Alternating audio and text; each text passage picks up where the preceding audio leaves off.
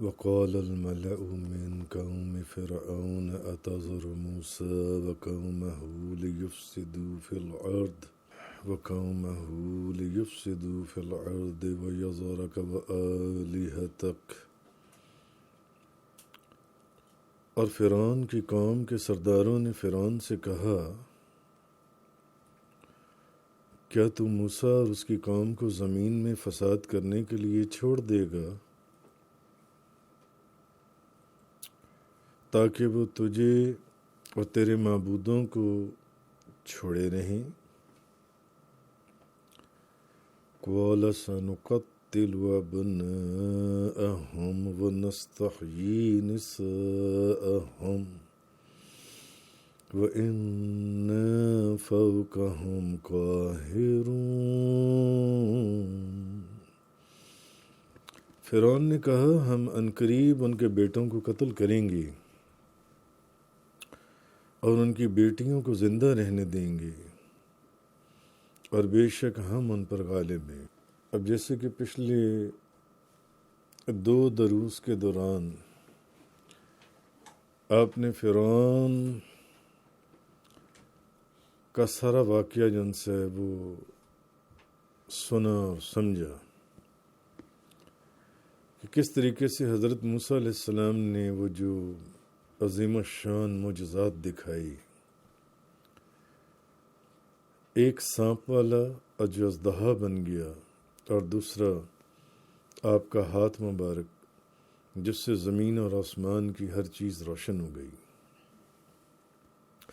تو اب فرعون کی قوم کے سرداروں نے پھر کیسے ان سانپوں کو اور جادوگروں کا قلع کما ہوا اور پھر جادوگر حضرت موسیٰ علیہ السلام کے اوپر ایمان لے آئے. یہاں تک بات مکمل ہوئی تھی کل کے بیان میں.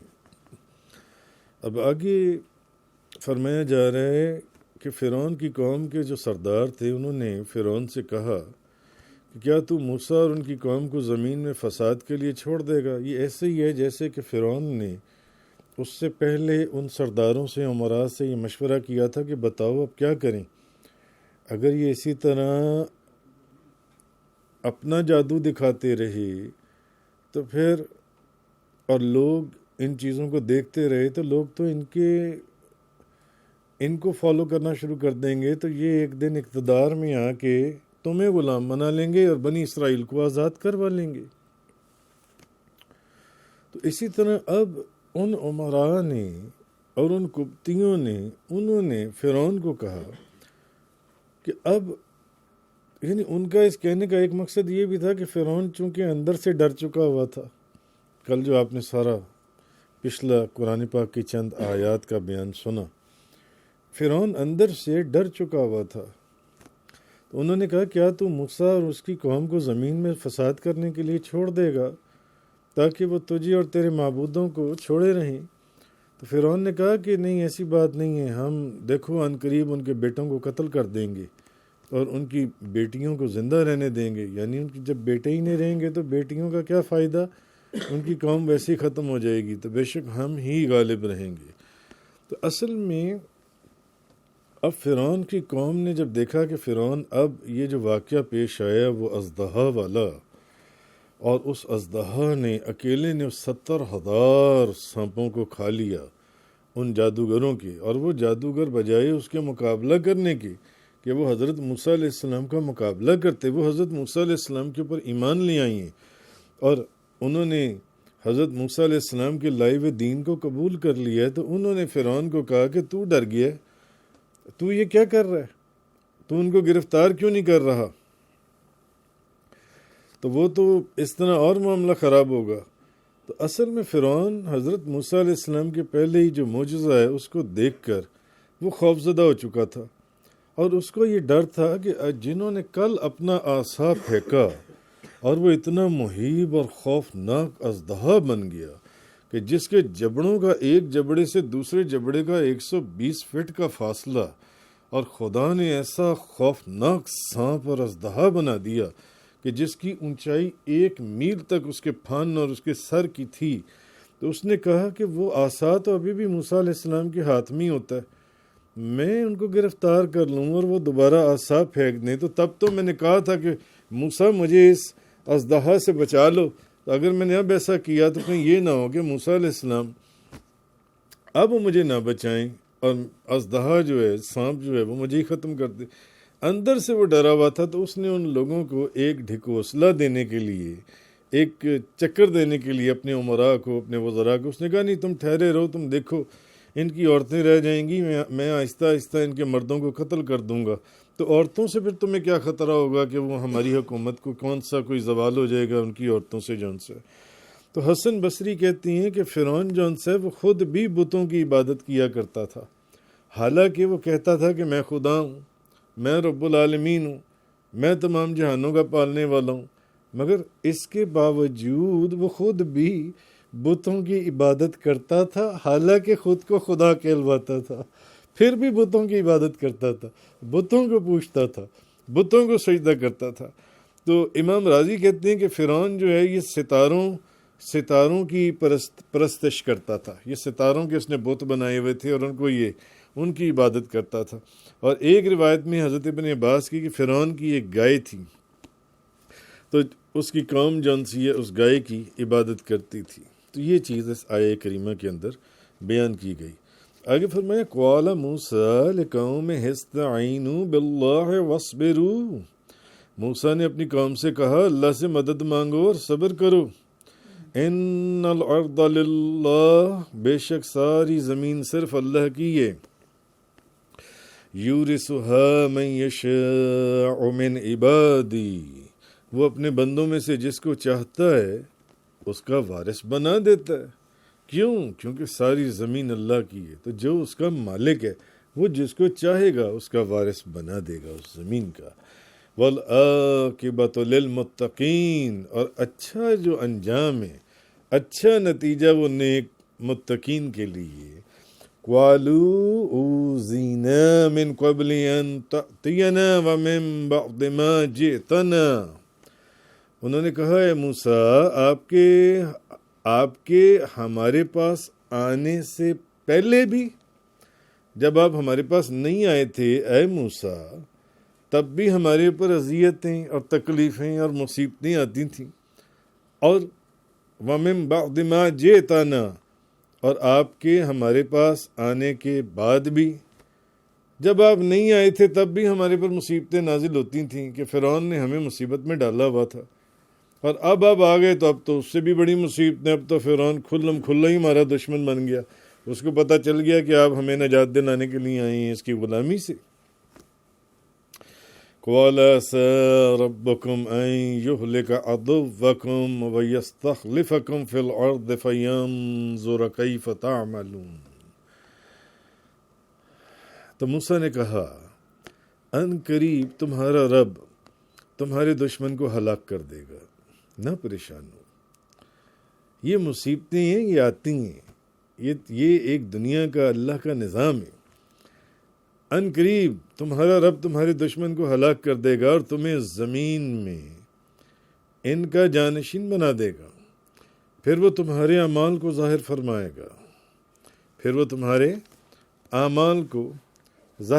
گا، تو حضرت موسیٰ علیہ السلام نے اب اگر آپ ان دو آیات کو دیکھیں تو اپنی قوم کو دو چیزوں کا حکم دیا اور دو چیزوں کی بشارت بھی دی۔ ایک حکم ان کو یہ دیا کہ اللہ سے مدد طلب کرو، ان کو کہا مدد اللہ سے طلب کرو، مجھے کہہ رہی ہو کہ آپ کے آنے سے پہلے بھی ہم پر مصیبتیں آتی تھیں اور آپ کے آنے کے بعد بھی ہمارے پر مصیبتیں آ گئیں، پہلے تو فرعون اور قبطیوں نے ہمیں غلام بنایا ہوا تھا اور وہ ہم سے کام کاج کراتے تھے، ہم پر ظلم کرتے تھے، اور اب آپ کے آنے کے بعد تو اب تو ہمیں کھلی دھمکیاں ہیں کہ تمہارے بیٹوں کو قتل کر دوں گا، کاٹ دوں گا سب کو جون سے۔ اور فرعون کی ایک سلطنت تھی دنیا کے اندر، جو تاریخ کی دنیا میں ایک مشہور و معروف سلطنت تھی جون سے۔ اور دوسرا حکم تو انہوں نے ایک حکم یہ دیا اللہ سے مدد مانگو، یعنی ان کو ایک طریقہ بتایا کہ اسلام دین کیا کہتا ہے، اور دوسرا یہ کہ مصیبتوں پر صبر کرو، مصیبتوں پر صبر کرو۔ کیوں؟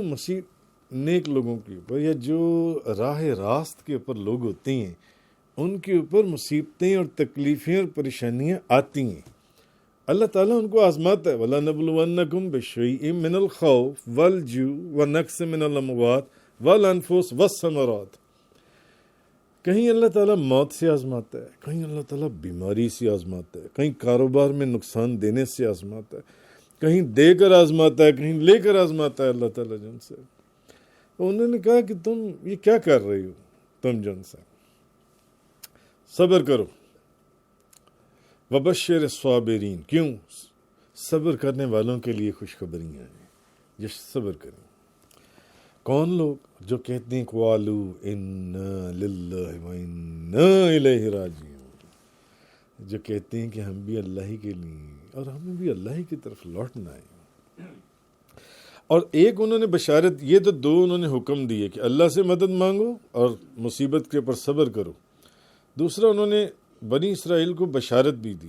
اچھا، بنی اسرائیل، اب بات یہ تھی کہ انہوں نے فرعون کی جب دھمکیوں کو سنا تو وہ خوفزدہ ہو گئے، پریشان ہو گئے. تو انہوں نے کہا کہ آپ کے آنے سے پہلے بھی ہمیں تکلیف دی جاتی تھی اور آپ کے آنے کے بعد بھی.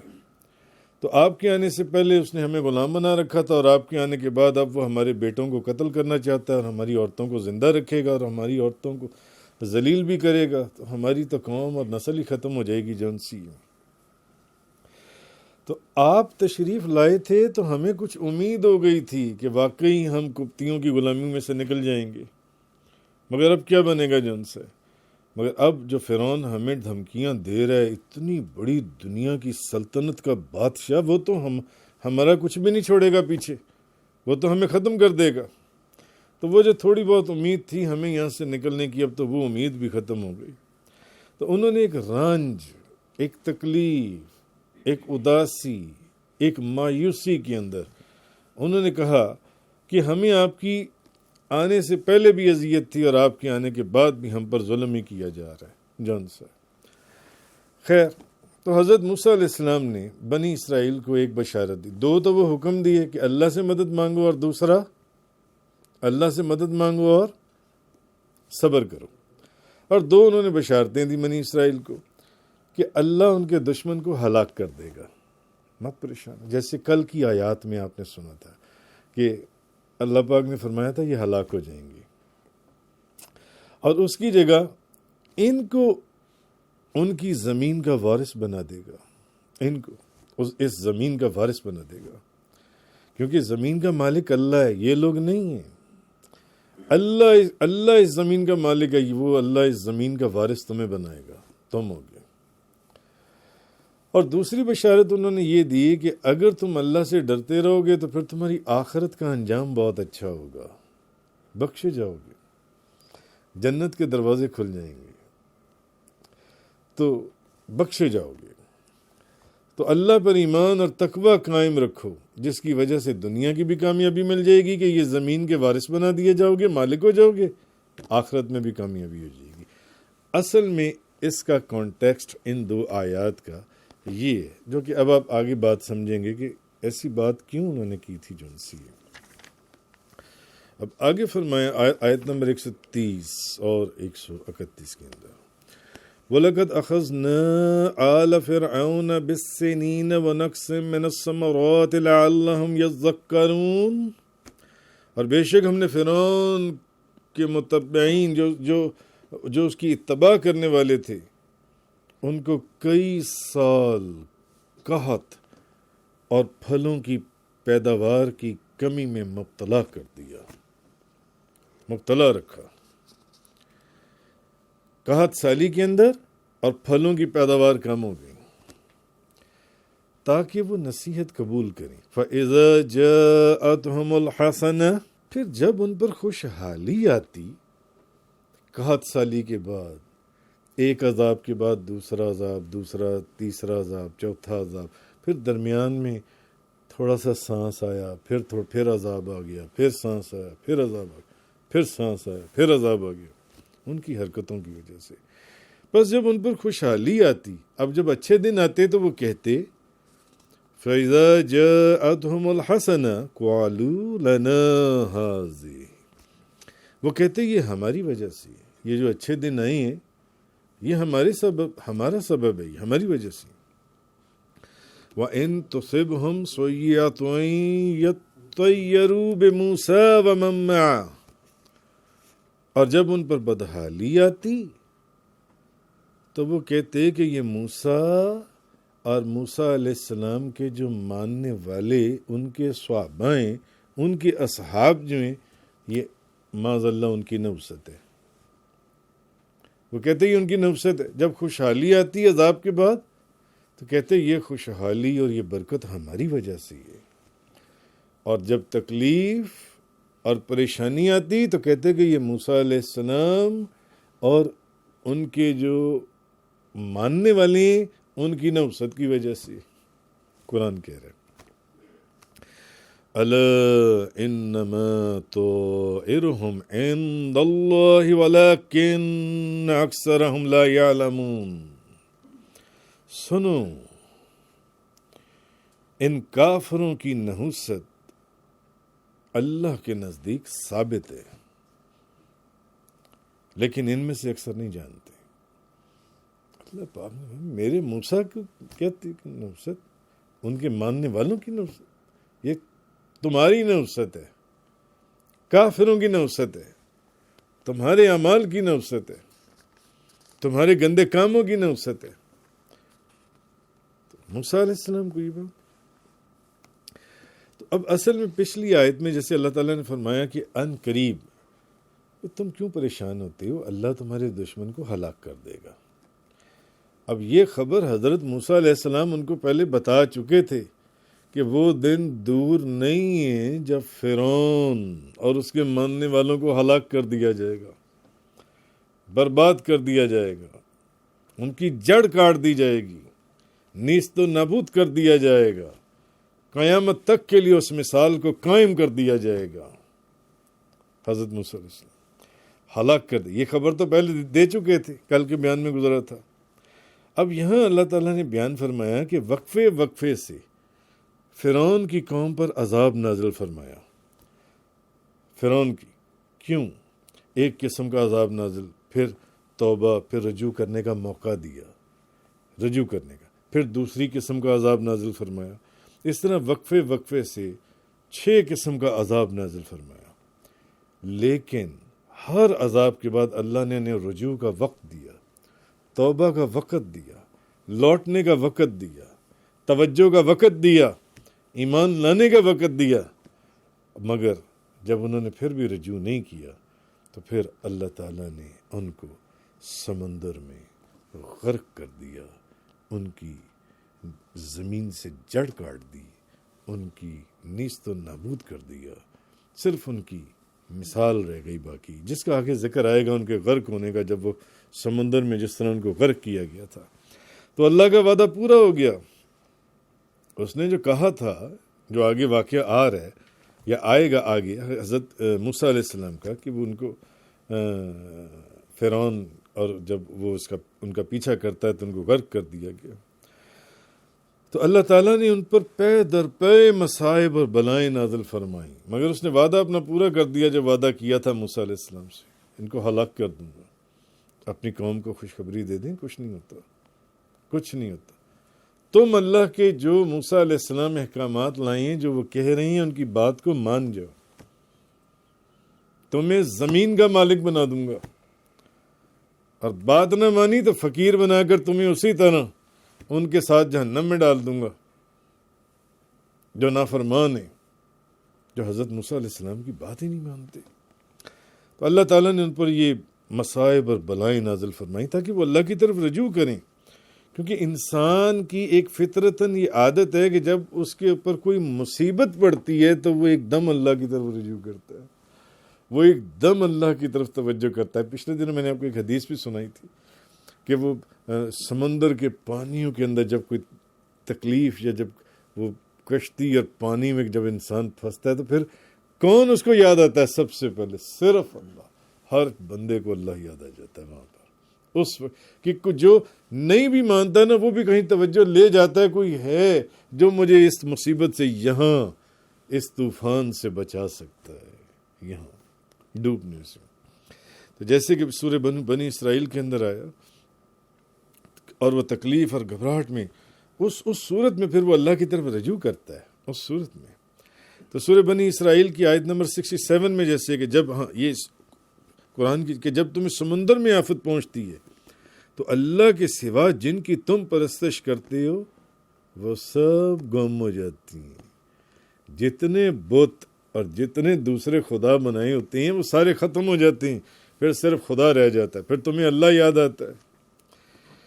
تو اسی طرح تو اور جب خوشحالی آتی تو وہ یہ کہتے کہ یہ ہمارے سبب سے ہے، اور ان پر بدحالی آتی تو کہتے کہ یہ موسیٰ علیہ السلام اور موسیٰ علیہ السلام کے جو ماننے والے اصحاب ہیں یہ ان کی نوست کی وجہ سے ہے. یہ وہ کرتے تھے. تو اسلام جو ہے اسلام نے مفسرین فرماتے ہیں کہ ویسے ہی کسی چیز سے برا شگون لینے یا کسی چیز کو منحوس سمجھنے سے منع فرمایا. کسی چیز سے برا شگون لے لینا یا کسی چیز کو منحوس سمجھ لینا اسلام نے اس سے منع فرمایا. تو نبی کریم صلی اللہ علیہ وسلم کسی چیز سے نیک شگون تو لے لیتے تھے لیکن برا شگون لینے سے منع فرماتے تھے، بلکہ اس کی مذمت فرماتے تھے کہ کسی چیز سے نیک شگون لے لو مگر کوئی برا شگون لا. جیسے انہوں نے تو اس کے اوپر بے ادبی کر دی نا. انہوں نے کہا برکت ہماری وجہ سے اور نوست تمہاری وجہ سے. حضرت موسیٰ علیہ السلام اور ان کے اصحاب کو انہوں نے یہ کہا. حضرت تو امام راضی نے لکھا ہے کہ یہی کام نبی کریم صلی اللہ علیہ وسلم جب مدینہ منورہ آئے تو یہودیوں نے کیا، جس کا ذکر پہلے گزر چکا ہے. یہود نے کیا، انہوں نے بھی بدشگونی کی اور انہوں نے کہا کہ نبی کریم صلی اللہ علیہ وسلم آپ کے آنے کی وجہ سے چیزیں مہنگی ہو گئیں، کیونکہ بارشیں کم ہو گئیں، کھیتیاں کم ہو گئیں، باغات کم ہو گئے، پھل اور وہ جو اناج تھا وہ کم ہو گیا. تو انہوں نے کہا تو اب وہ کیا کرتے تھے کہ پرندے سے فال نکالتے تھے، اور فال نکالنے کے طریقے ایک تو بڑی تفصیل سے پہلے بیان ہو چکے ہیں غالباً سورہ آل عمران کے بیان کے اندر.